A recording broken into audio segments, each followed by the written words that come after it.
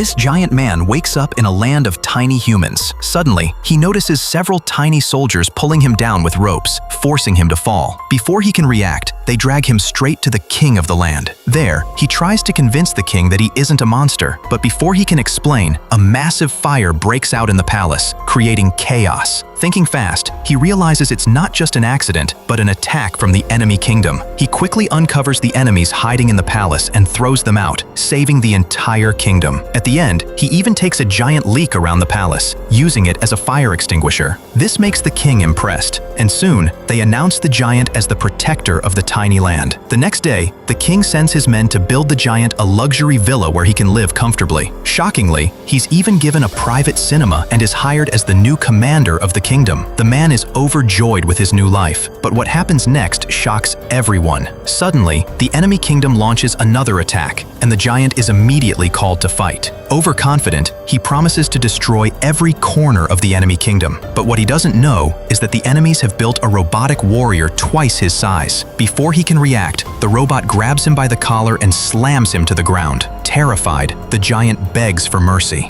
This disappoints the king, so he orders the giant to be tied up and banished to another island. When the man wakes up, he is shocked to find himself wearing a princess gown. Just as he tries to escape, a huge bottle of milk approaches and forcefully feeds him until he chokes. That's when the man realizes he is now in a land of giants. Unfortunately, this time he has no power. He's the size of an ant. Exhausted, he finally accepts his new fate, because